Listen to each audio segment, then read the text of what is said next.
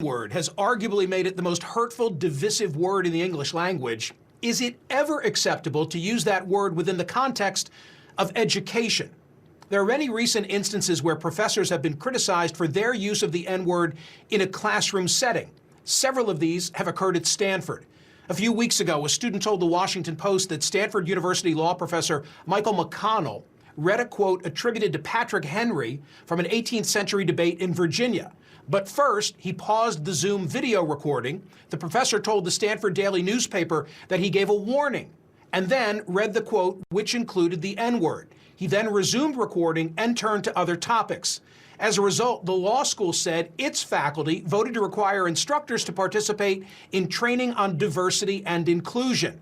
However, first-year law student Andrew Ezekoya, the only African-American student in the class, wrote in an email to the dean that he had not been offended by the professor's use of the word. That's according to the Stanford Daily. The email was circulated among Stanford's law school faculty and with students' consent, but was then later leaked to students. In it, he wrote that, quote, scrubbing the word from the quote would have made Patrick Henry appear damn near saint-like. He was not. He was a flawed human being, a woefully flawed human being at that.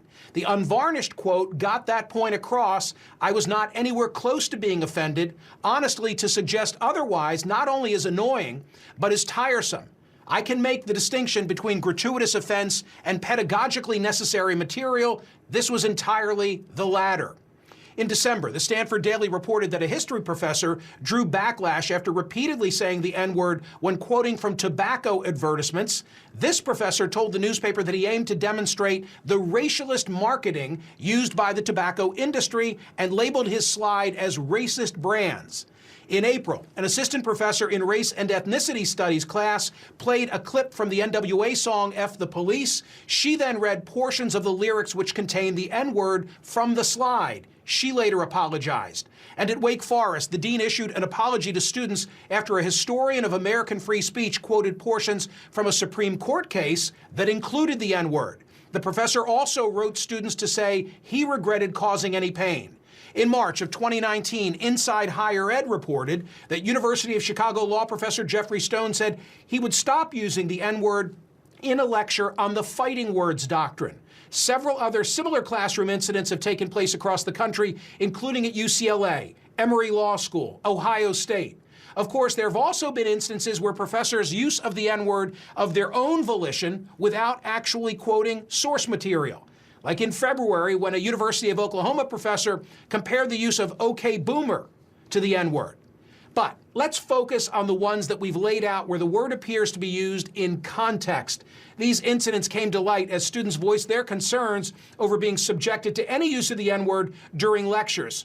One of the central themes of students' arguments is that it causes unnecessary pain. Stanford Law School faculty signed a letter to students that included the following agreement.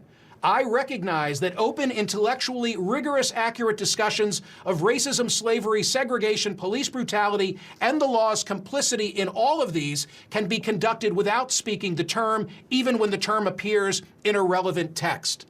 My next guest sees it differently.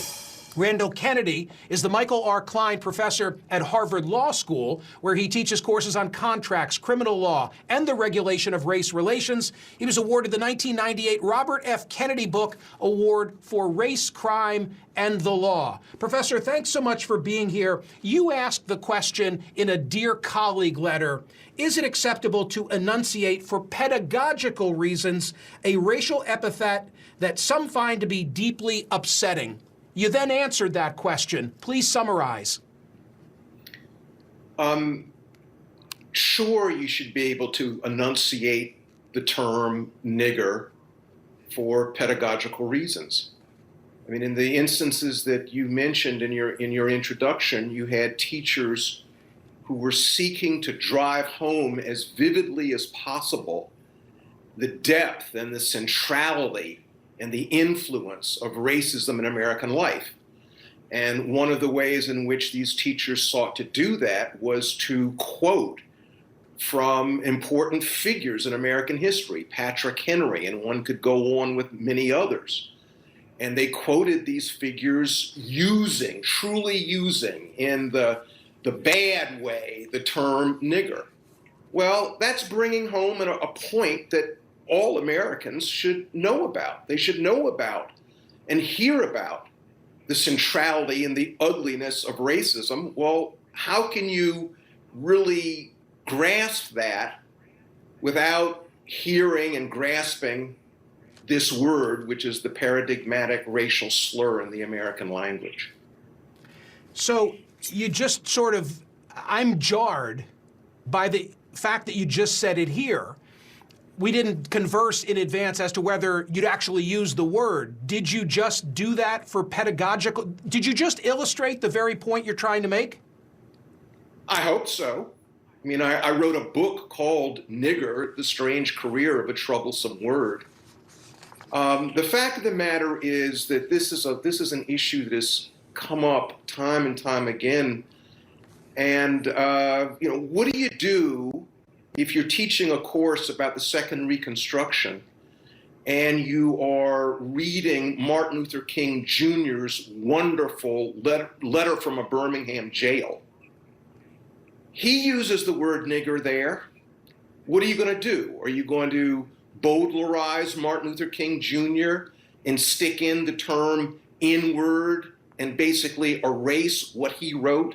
What are you going to do if you are teaching James Baldwin? There was a professor in Minnesota who was disciplined because a student read James Baldwin, and they talked about James Baldwin's language. Now, James Baldwin deployed the term nigger, and there was some upset at a student enunciating the term. Well, it seems to me that people should be able to understand the difference between the racist use of this epithet and a pedagogical deployment of the epithet in order to really reveal the problem of American racism. So let's define then the context in which Professor Randall Kennedy thinks it is appropriate. Is it narrowly confined to the classroom setting? No, it's not necessarily. I mean, a lot of learning takes place in classrooms, but just suppose you're at dinner. I mean, education takes place in lots of domains of American life. It seems to me the important point here is the use of the word to demean people, insult people, terrorize people. That's terrible. That should be condemned. On the other hand, if you are in a discussion and you are talking about the way in which, until relatively recently, there were politicians who routinely used the infamous N-word to refer to black people, and if you were sort of talking about this and saying, until relatively recently, there were politicians that in the United States Congress who would use nigger. And if you were to say that over dinner, would it be right for somebody to condemn you for having made a statement, the purpose of which was to underline the problem of American racism? Racism is obviously a big problem in American life, and it's really good that people are concerned about it and want to address it and want to stamp it out. That's a great thing. But we also have to have a sense of proportion and be able to make distinctions. And there's a big distinction between using nigger to demean people, insult people, threaten people, and deploying it, using it to reveal the truth about racism in American life. A quick final question. I think I know the answer based on what you've said, but I want to hear you say it. Is the race of the speaker in the context you've identified irrelevant? I think so. If you're making a good point, you're making a good point, whether you're white, black, red, doesn't matter, brown. A good point is a good point. And it would be a terrible thing in American culture if we erected a race line with respect to who can say what. Professor, thank you for being here. Thank you. Let's check in on your social media reaction, tweets and Facebook comments. Smirkanish, what's wrong with just using expression N-word? I can never see a valid use anywhere ever by anyone. I wonder, John, if you typed those words before listening to Professor Randall Kennedy's entire explanation, because his point is, having read some of his work outside the context of that discussion, he thinks it's important to give voice. In other words, he doesn't say use it, but give voice. In other words, his argument is that sometimes there's no substitute in an academic setting or some other pedagogical reason to actually say it.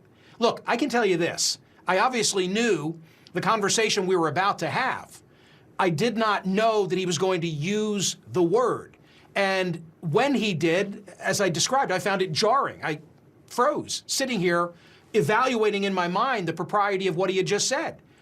But he was illustrating the very point that he was here to make, which is this is so abhorrent that sometimes it needs to be said.